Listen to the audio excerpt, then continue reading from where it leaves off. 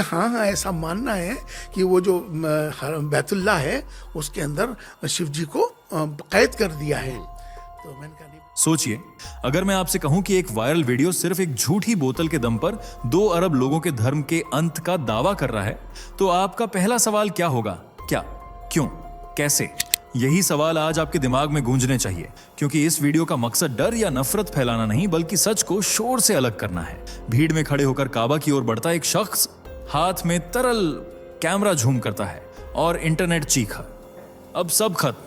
यहीं से शुरू होती है क्यूरियोसिटी गैप। पर रुकिए, अगर यही कहानी आपको उल्टी दिशा में ले जाए तो अगर जो दिख रहा है वो है ही नहीं, यही है पैटर्न इंटरप्शन। आपने सुना होगा, काबा हिंदू मंदिर था, हजर अस्वद शिवलिंग है, दूध चढ़ा तो सब बदल जाएगा। पर क्या इतिहास ऐसे बदलता है, या सोशल मीडिया एल्गोरिथम आपके फोमो से खेल रहा है? इस वीडियो में हम वादा करते हैं, भावनाओं की जगह तथ्यों से बात होगी, अफवाहों की जगह टाइमलाइन खुलेगी और हर दावा सबूत की कसौटी पर कसा जाएगा। रेत से उठता मक्का, बिना छत का शुरुआती काबा, बार बार की मरम्मत, झमझम का रहस्य और वो काला पत्थर, इन सबको जोड़कर एक साफ तस्वीर बनेगी, ताकि आप खुद तय कर सकें कि सच क्या है और सनसनी क्या। और एक बात, अगर आप आधा देखेंगे तो आधा सच मिलेगा। इमीडिएट रिवॉर्ड यही है। अंत तक देखिए और उस वायरल क्लिप की परत दर परत सच्चाई जानिए, क्योंकि यहाँ अंत नहीं, समझ की शुरुआत होने वाली है। चलिए दोस्तों, जरा जल्दी से कमेंट करके बताइए ये वीडियो आपको कैसे मिला। क्या आपने इसे खुद सर्च किया था, या ये अचानक आपकी स्क्रीन पर आ गया और आपने क्लिक कर दिया? सच सच बताइए, क्योंकि हमें भी जानना है कि आखिर YouTube आज हमारे सनातन धर्म की ये आवाज आप तक कैसे पहुंचा रहा है। और हाँ, अगर आप सच में एक सच्चे हिंदू हैं तो अभी के अभी चैनल को सब्सक्राइब कर लीजिए, ताकि आने वाली हर एक वीडियो सबसे पहले आपको मिले। वीडियो को लाइक करना मत भूलना, ताकि दुनिया को दिखाया जा सके कि सनातन की शक्ति अभी जिंदा है। तो चलिए बिना वक्त गंवाए बढ़ते हैं वीडियो में आगे। इस वीडियो को वायरल कर रहे लोगों का कहना है कि भाई ने काबा पर दूध चढ़ा दिया है, अब इस्लाम का अंत हो जाएगा, क्योंकि भगवान शिव आजाद हो जाएंगे। पर क्या सच में काबा में भगवान शिव कैद हैं? क्या कोई उन्हें कैद कर सकता है? क्या है काबा का असली सच? क्या काबा सच में एक हिंदू मंदिर हुआ करता था? क्या इस्लाम खत्म हो सकता है? काबा का कितनी बार रिनोवेशन हो चुका है? पहले कैसा दिखता था काबा? क्या है जमजम के पानी का रहस्य? ऐसे बहुत से क्या, क्यों और कैसे अगर आपके भी दिमाग में हैं तो वीडियो का एक भी पार्ट स्किप मत करना। दोस्तों, सोशल मीडिया की इस दुनिया में किसी भी वीडियो को वायरल होने के लाए बस कुछ लाइक और शेयर की जरूरत होती है, और फिर वह पूरे इंटरनेट पर ढाक जमा लेती है।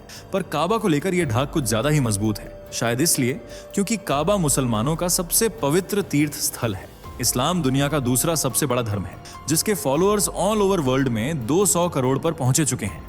ऐसे में इस धर्म के अंत की बात करना तो फिजूल ही लगता है। पर फिर भी काबा को समझने के ही लिए कहानी में फ्लैशबैक चलते हैं, यानी करीब आज से 4000 साल पहले, जब अरब की धरती पर रेतीले तूफान, बंजर जमीन और कुछ कबीले हुआ करते थे। इसी बंजर जमीन पर अल्लाह ने अपने पैगंबरों को भेजा, पैगंबर इब्राहिम और पैगंबर इस्माइल, जो उनके पुत्र थे। पैगंबर इब्राहिम को इस्लाम धर्म में मौजूद पैगंबरों में से एक माना जाता है। इब्राहिम का जन्म ईरान के शहर उर में हुआ, जो वर्तमान में बेबीलोन का हिस्सा है।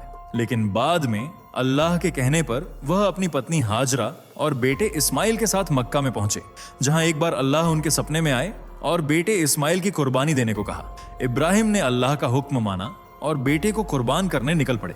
लेकिन यह इतना भी आसान नहीं था। उन्हें सिर्फ एक ही औलाद थी, पर वह अल्लाह की नाफरमानी भी नहीं करना चाहते थे, इसलिए उन्होंने अपनी आंखों पर पट्टी बांध ली और बेटे को कुर्बान कर दिया।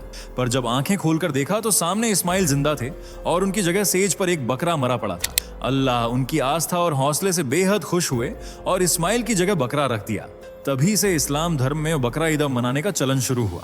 इसके बाद अल्लाह ने इब्राहिम और उनके बेटे को मक्का में काबा शरीफ पर बनाने का हुक्म दिया, साथ ही इस्लाम धर्म के प्रचार प्रसार की जिम्मेदारी भी सौंपी। उन्होंने इस हुक्म को भी माना और इस्लाम के प्रचार में लग गए।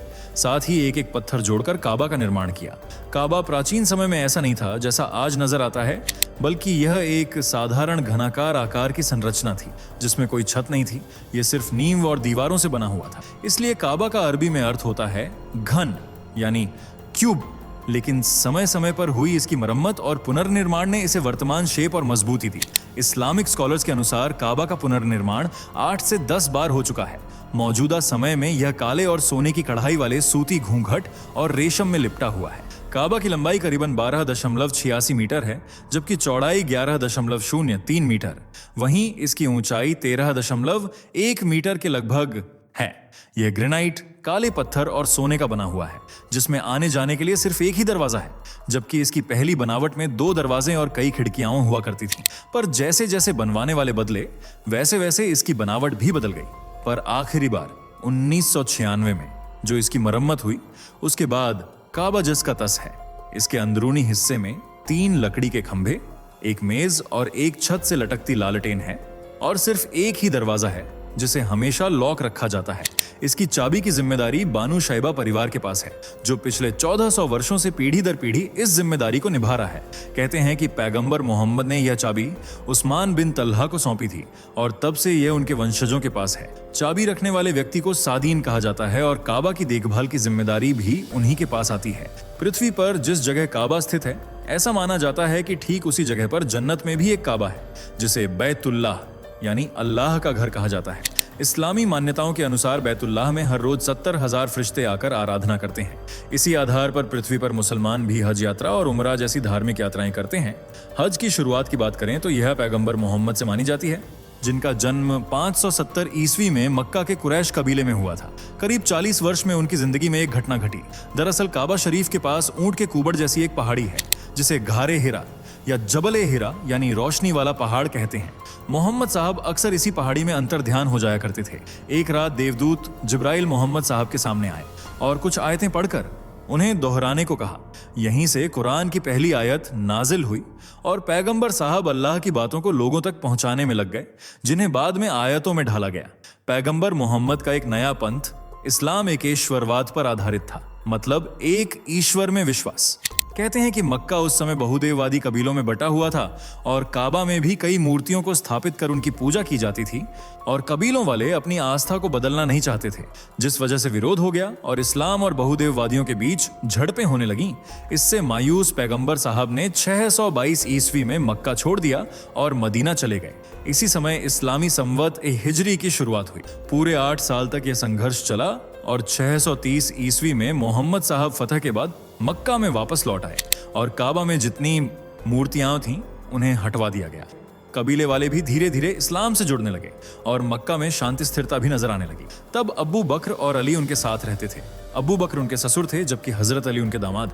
तब एक रोज मोहम्मद साहब ने अब्बू बकर को मक्का की पहली हज यात्रा की जिम्मेदारी सौंपी और अब्बू बकर के साथ अली समेत लगभग 300 मुसलमानों का जत्था इस यात्रा के लिए तैयार हुआ, जिनकी जिम्मेदारी थी हज करना और हाजियों को हज के तौर तरीके सिखाना, ताकि हर कोई ठीक से जान सके कि हज पर जाना है तो क्या क्या करना होगा। तब अब्बू बकर और अली ने पैगंबर मोहम्मद की तरफ से 2 जन संदेश जारी किए। पहला, कोई भी मूर्ति पूजक हज नहीं करेगा, और दूसरा, काबा का तवाफ यानी परिक्रमा अब से ढके बदन होगी। असल में इससे पहले हाजी अधनंगे बदन भी काबा के चक्कर लगाया करते थे और मूर्ति पूजा भी हो जाती थी, लेकिन इन आदेशों के बाद ये दोनों ही चीजें बंद हो गईं और यहीं से हर साल इस्लामी कैलेंडर के 12वें और अंतिम महीने जुल्हिज्जा की 8वीं और 13वीं तारीख के बीच हज यात्रा की जाती है। इस दरमियान हाजी काबा के चक्कर लगाते हैं और हजर अस्वद को चूमते हैं। हजर अस्वद वही काला पत्थर है जो काबा की बाहरी संरचना में एक कोने पर चांदी के फ्रेम में जड़ा हुआ है, जिसे अक्सर बहुत से लोग शिवलिंग का टूटा हुआ हिस्सा बताते हैं।